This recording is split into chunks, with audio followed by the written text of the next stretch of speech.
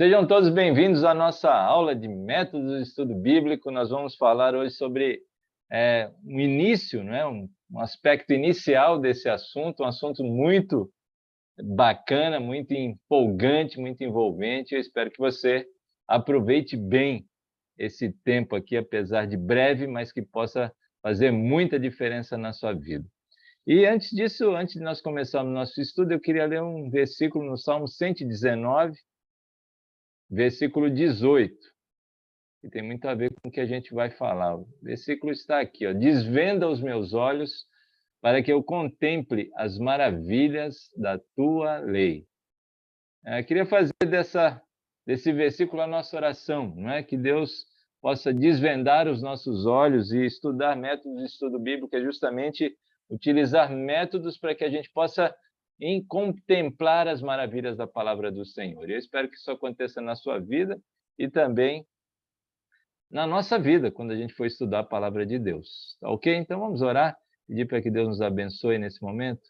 Querido Deus, bondoso e amado Pai, muito obrigado, Senhor, pela bênção desta aula de método de estudo bíblico. Pedimos que o Senhor nos dê a atenção que precisamos, abençoe também a nossa transmissão, a recepção, e que tudo isso possa servir para a honra e glória do Teu nome. Muito obrigado pela presença de todos aqueles que ainda poderão entrar nesta reunião, e que o Senhor nos abençoe. É em nome de Cristo Jesus que nós oramos e agradecemos. Amém. Queridos, então vamos lá para nosso breve bate-papo, vamos chamar assim, não é? Aqui a nossa logomarca do Unical. Tem uma frase que eu gosto muito de Jonathan Edwards: de todos os tipos de conhecimento que podemos obter, o conhecimento de Deus e o de nós mesmos são os mais importantes. Sem dúvida nenhuma, é o que a gente tem que procurar, né? Conhecer mais a Deus e conhecer também mais a nós mesmos. Então, vamos falar sobre método de estudo bíblico. Nosso módulo, não é, do Unical, é o módulo 3. A gente tem um subtítulo: Aprendendo Métodos Simples para Estudar a Bíblia. E assim, ter momentos devocionais pessoais mais ricos e também dar bons estudos bíblicos na igreja. Então, quando você aprende esses métodos e pratica esses métodos, você poderá ter bons momentos pessoais com Deus, também abençoar outras pessoas com o seu estudo, não é?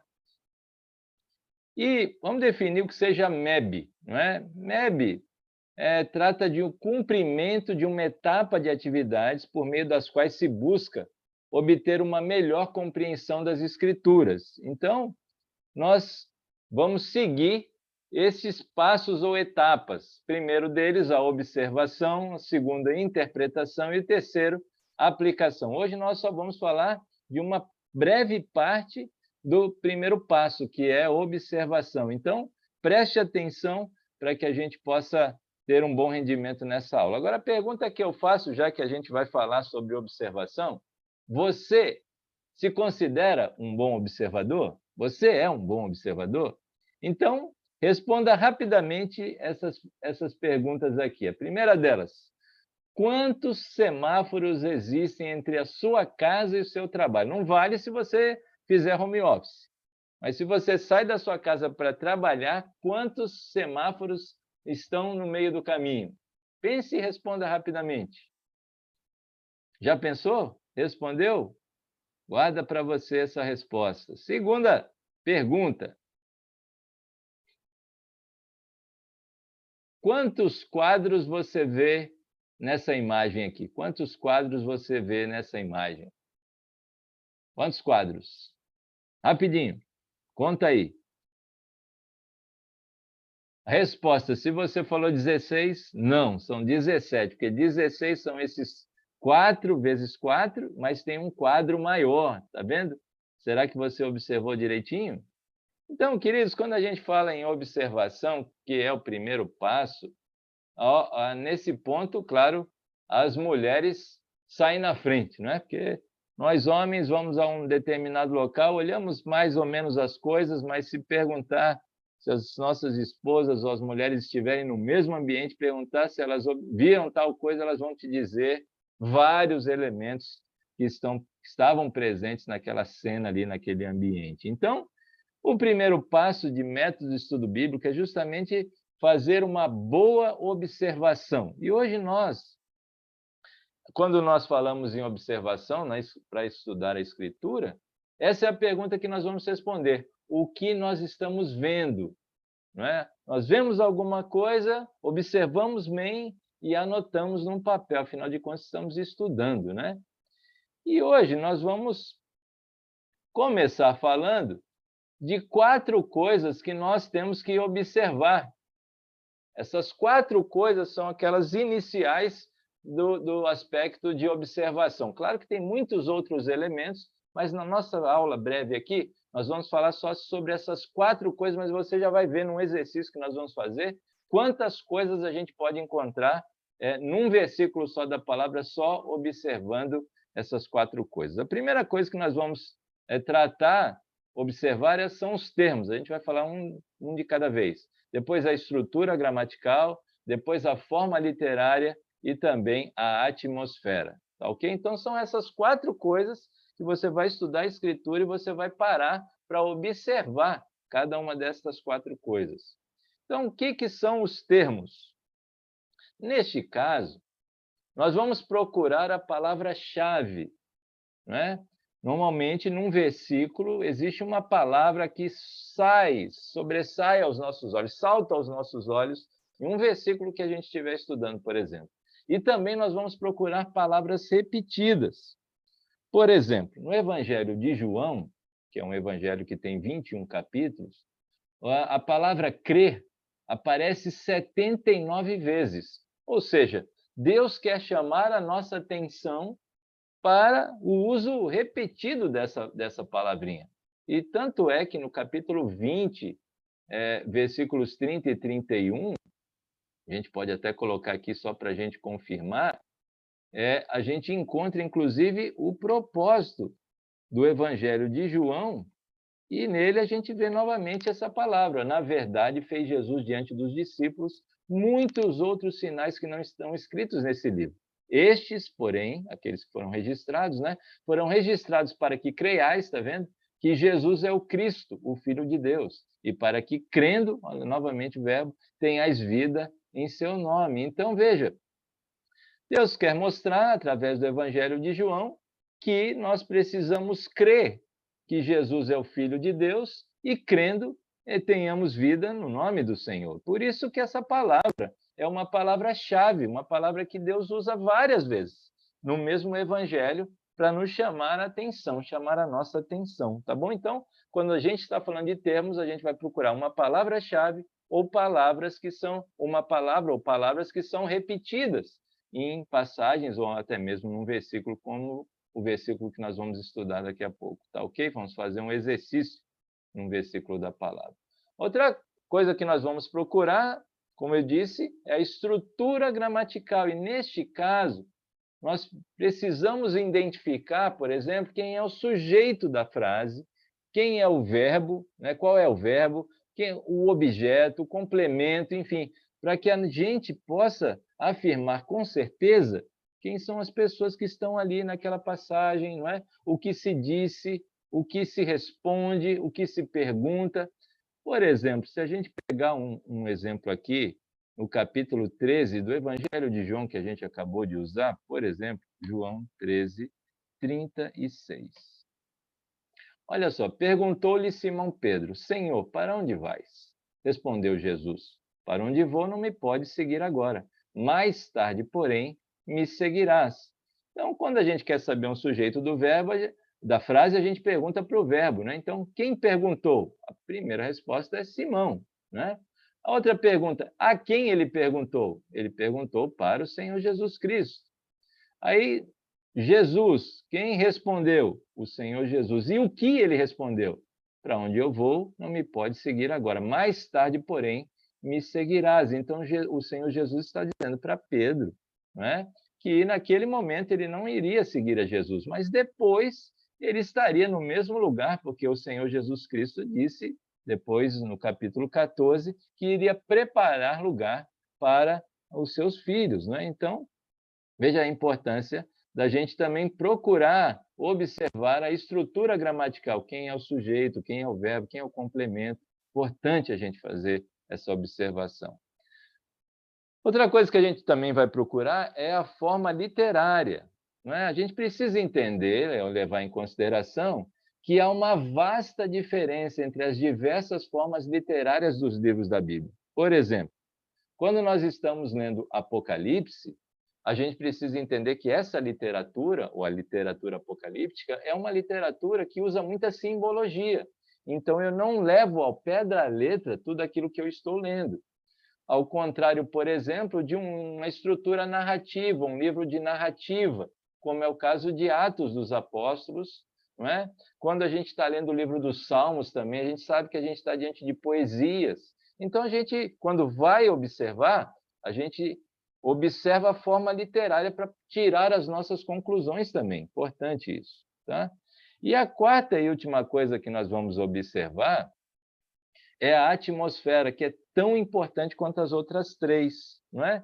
Neste caso, queridos, nós precisamos tentar nos colocar no lugar do autor, perdão, bem como das pessoas que aparecem naquela passagem que nós estamos estudando. Talvez, se você for muito jovem, você não pegou a fase em que um livro se tornou um best-seller. Na década de 80, o livro se chamava Operação Cavalo de Troia. Inclusive, foi feita a Operação Cavalo de Troia 1 e Cavalo de Troia 2. A Operação Cavalo de Troia 1 era uma ficção, é claro, né, em que um oficial da aeronáutica americana, ele entrou numa máquina do tempo e ele viajou para os tempos de Jesus. E é interessante, né, uma das passagens do livro, que ele conta que a nave ficava camuflada, é claro, né, e ele se trajou de um judeu e sentou numa conversa com o Senhor Jesus, como se fosse um ouvinte. E ele fala no livro que o Senhor Jesus Cristo chamava ele de estrangeiro. E ele fala que ele sabia que Jesus sabia que ele era estrangeiro, mas não de uma localidade distante, mas de um tempo distante. Eu gosto de usar essa ilustração porque quando a gente observa a atmosfera, nós podemos e devemos nos colocar naquele ambiente, como se fosse esse personagem da Operação Cavalo de Troia, para a gente poder olhar o cenário, como se nós estivéssemos ali num diálogo em que o Senhor Jesus Cristo ensina, observando os detalhes. Isso é muito importante, inclusive, para nós transmitirmos a passagem para uma outra pessoa, porque a gente se envolve naquele ambiente, como se a gente assiste um filme, né? E a gente procura pensar ou imaginar como se estivéssemos dentro daquela cena ali. Então, são essas quatro coisas que nós devemos primeiramente observar. Os termos, palavras-chave, palavras repetidas, não é? A estrutura gramatical, procurando entender, encontrar o sujeito, o verbo, o objeto, o complemento, a forma literária e também a atmosfera. Tá ok? E tendo falado sobre essas quatro coisas que nós devemos observar, para a gente gravar bem essa parte do nosso estudo, nós vamos fazer um exercício de fixação em Atos capítulo 1, versículo 8. Tá ok? Nós vamos utilizar essas quatro coisas. Bom, o texto é esse, olha. Mas recebereis poder ao descer sobre vós o Espírito Santo. E sereis minhas testemunhas, tanto em Jerusalém, como em toda a Judéia e Samaria, e até os confins da terra. Bom, como nós olhamos para um versículo desse, e ele começa com a palavrinha mas, então é necessário, obviamente, que nós possamos ler os versículos anteriores. Tá ok? E os versículos anteriores começam com o Senhor Jesus Cristo e os seus discípulos, os discípulos perguntando ao Senhor Jesus, melhor dizendo, Senhor, será este o tempo em que restaures o reino a Israel? E o Senhor Jesus responde, não vos compete conhecer tempos ou épocas que o Pai reservou pela sua exclusiva autoridade. Aí vem o texto. Mas recebereis poder ao descer sobre vós o Espírito Santo. E sereis minhas testemunhas, tanto em Jerusalém, como em toda a Judéia e Samaria, e até os confins da terra. Então, observe que, dentro desse contexto, havia um questionamento dos discípulos, porque dos versículos 1 até o versículo 5, Lucas, que escreveu Atos, né, uma extensão do Evangelho de Lucas, ele fala que o Senhor permaneceu, depois da ressurreição, 40 dias, né, tratando acerca das coisas do reino. E aí os discípulos fazem essa pergunta: Senhor, será este o tempo que o Senhor vai restaurar o reino a Israel? E olha a resposta do Senhor: olha, isso não compete a vocês, isso compete ao meu Pai. Agora aí o texto começa: mas recebereis poder. Então a gente começa observando os termos e, inevitavelmente, nós vamos sublinhar a palavrinha mas, porque apesar de não estar escrito aqui, mas está subentendido que o Senhor Jesus Cristo, e mas é uma conjunção adversativa, portanto, tudo que está antes aparece uma oposição, não é? Em relação àquilo que estava anteriormente escrito. Então, o que o Senhor Jesus está dizendo aqui? Está subentendido aqui. Mas o que compete a vocês. Então, veja, a importância de nós destacarmos uma palavrinha que geralmente passa despercebido. Mas todas as vezes que você olhar na Bíblia e encontrar mais, porém, todavia, entretanto, contudo, não é? Entretanto, você sabe que existe duas coisas opostas ali. Não é? Então, não que o que está antes não seja importante, mas nesse caso aqui, o Senhor Jesus Cristo está dizendo para eles: olha, deixa essa parte com o reino com meu Pai. O que é importante para vocês é o que eu vou falar agora, o que compete a vocês é o que eu vou falar agora. Então, sublinho mais, porque o mais sempre é importante, não é? Agora, outra palavrinha também muito importante aqui é a palavrinha poder. Essa palavrinha no original é dinamis, significa habilitação, capacitação, ou seja, o Senhor Jesus Cristo está dizendo que eles deveriam se preocupar, porque em breve eles receberiam essa capacitação, essa habilitação para uma determinada tarefa, não é? E é claro, para que eles pudessem ser, outra palavra importante, outro termo importante aqui nessa passagem é testemunhas. Né? A palavrinha original martirios, né, que deu origem até à palavra martírio, nos faz entender, pelo original, que testemunhar de Cristo sempre foi difícil.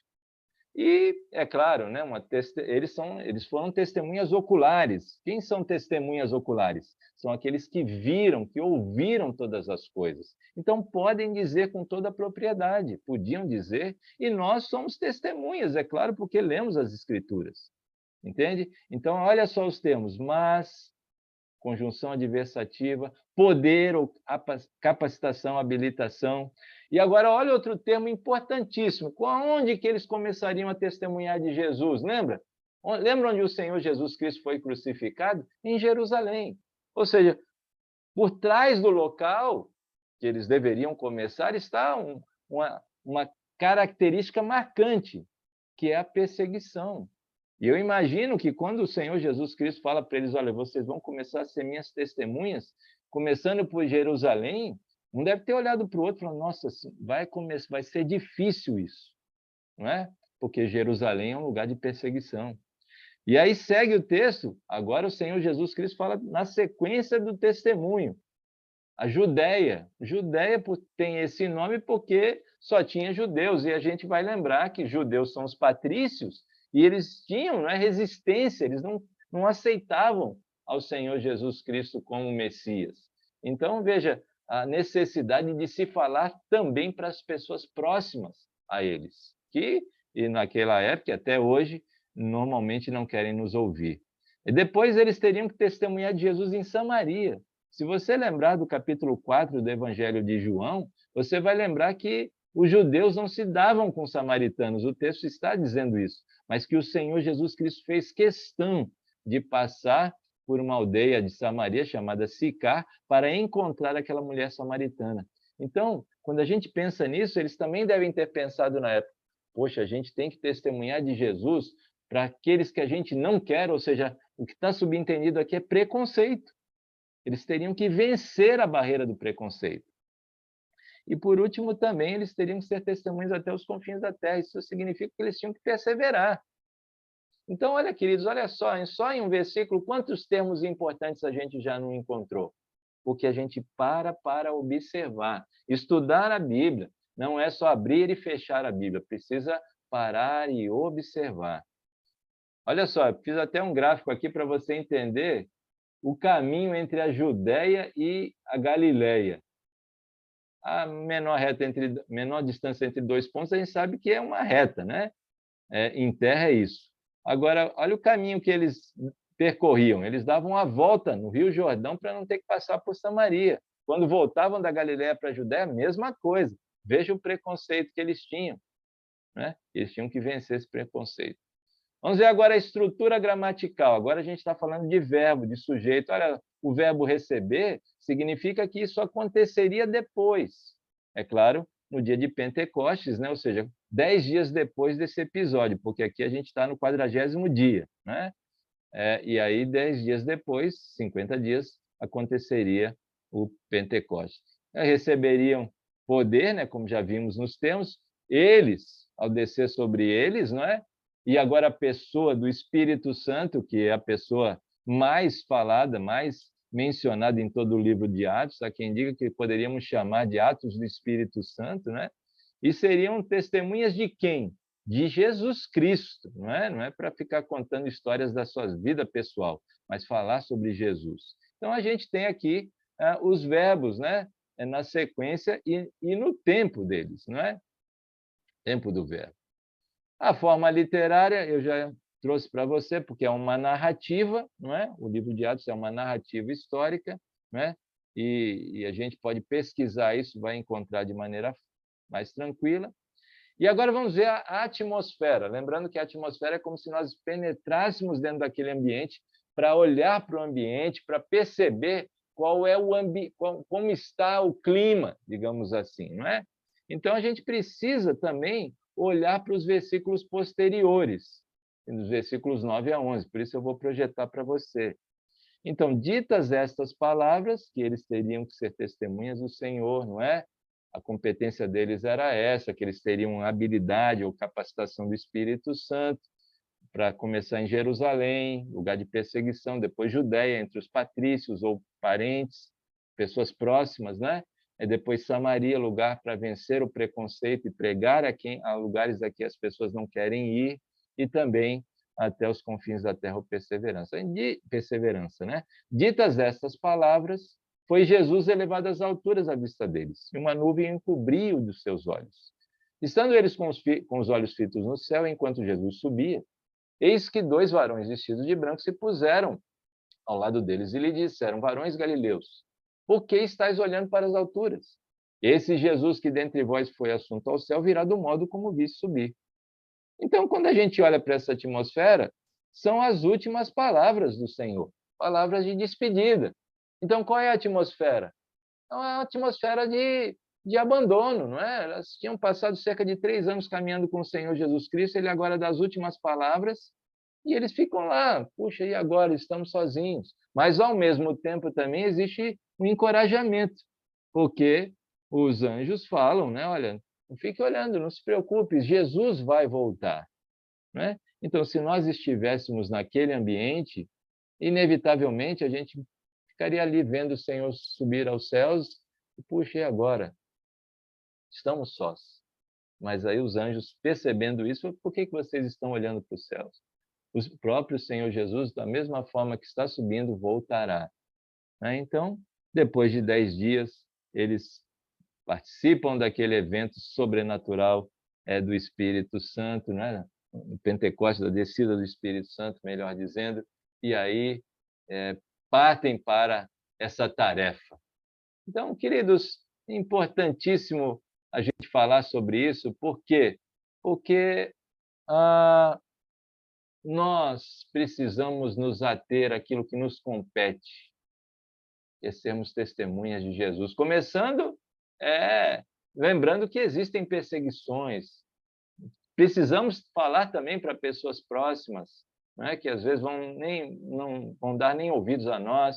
Também precisamos quebrar as barreiras de preconceitos e pregar onde pessoas não querem ir, e precisamos perseverar.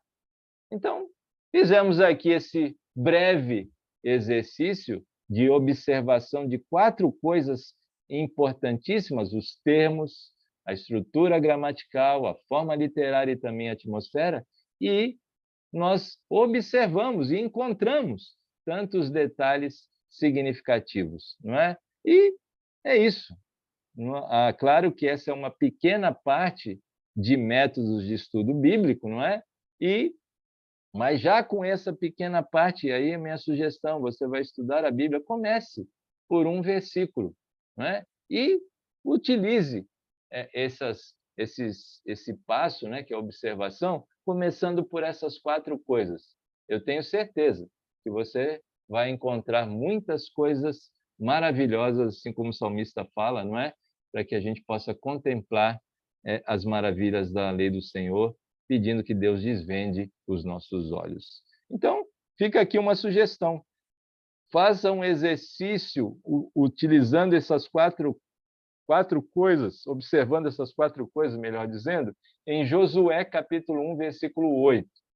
E se você tiver alguma dúvida, pode me escrever, que eu te ajudo na correção. Tá ok? Deu os nossos 30 minutos aqui, mas, como eu também disse no convite, eu queria brevemente falar sobre o Nical. Talvez você esteja conhecendo o Nical pela primeira vez aqui, não é? Núcleo Integrado de Capacitação e Aperfeiçoamento de Líderes. O que é o Nical? O Nical é um curso de teologia que pode ser feito de forma presencial ou online e cujos módulos têm o diferencial em ter seu foco em 3 áreas: ensino, vida e ministério, não é? Então, a gente tem matérias a nossa visão é ser um curso de teologia preocupado com o ensino, a vida e o ministério dos nossos alunos, e a nossa missão é proporcionar informações que estimulem membros vocacionados à liderança e líderes em exercício a serem mais proativos no processo de fazer discípulos de Jesus. Então, no Unical, o diferencial é que cada matéria abraça uma área dessa, ou seja, a gente tem matérias não só de teoria, né? Ainda que estejamos falando sobre assuntos teóricos, mas a gente tem matérias na área de ensino, na área doutrinária, né? Na área de vida, ou seja, que tratam da vida do aluno, e também no seu aspecto ministerial. Tá bem? Quem deve cursar o Unical? O Unical está voltado principalmente, mas não exclusivamente, para membros de igrejas cristãs protestantes, né? Porque eu também já tive pessoas que não eram membros de igreja e fizeram o curso. O curso é útil tanto para líderes em exercício, quanto para vocacionados à liderança, mas também para membros em geral. A gente já teve esses 3 tipos de pessoas cursando o Unical. O Unical é um curso que existe desde 2015 e que de 2015 até 2019, nas turmas que nós tivemos, só tivemos ele no modelo presencial. E a partir desse ano agora, ele também começou no modelo online, tá ok? Quais as matérias? Na área de ensino, a gente tem autoridade das escrituras, né? Aprendendo a amar as escrituras, isso é bibliologia. Isso que nós vimos hoje, essa aula, é uma parte de métodos de estudo bíblico, nós vemos vários outros métodos, não é? Hermenêutica, que é o avanço de MEB, e história do pensamento cristão. Na área de ministério, a gente tem praxis ou práticas ministeriais, liderança colegiada, aconselhamento bíblico e homilética, a arte de pregar. E na área de vida, a gente trata do perfil do líder, à luz das cartas pastorais, a gente vê como Deus espera que seja um líder em sua igreja, ética cristã, nosso relacionamento, como Deus vê o nosso relacionamento com Ele e com as pessoas, Ministério Integral, que é um curso voltado para casais, né? A gente vê papéis no lar, a gente vê as dificuldades, os problemas que um casal enfrenta e desafios de um líder. Opções para cursar o Unical. A gente tem a primeira opção, o curso fundamental, são os 3 primeiros módulos, Bibliologia, Ética Cristã e MEB.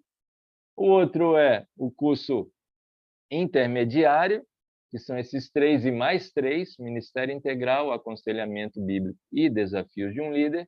E o curso avançado ou completo, que são esses 6 e mais 6, Hermenêutica, Perfil do Líder, homilética, praxis ministerial, liderança colegiada, não é? E história do pensamento cristão, ok? Qual é o investimento que você deve fazer se entender que é a vontade de Deus cursar Unical? No curso online, cada módulo custa R$ 97,00, não é? Então, a gente tem o curso fundamental, que sai por R$ 291,00, aí você adquire na plataforma, pode dividir em várias vezes, isso é com a plataforma, a gente usa a Eduz, e o curso intermediário já sai por R$ 582, não é? E o curso avançado, os 12 módulos, sai por R$ 1.160, tá ok? E a gente tem no curso online aulas live, né? Além das aulas que já estão gravadas na plataforma, a gente tem uma aula live. No caso, a gente tem uma turma esse semestre aqui, que está acontecendo às terças-feiras, e se for a vontade de Deus, nós vamos ter uma turma que vai poder ser ministrada as aulas live, né? As aulas ao vivo, às quintas-feiras, das 20 às 21h40, tá ok? A outra forma de cursar Unical era a forma que a gente sempre adotou de 2015 até 2019, que é o curso presencial. Nesse caso, é claro, os custos são um pouco maiores por conta do deslocamento, né? Então, cada módulo sai R$ 140,00.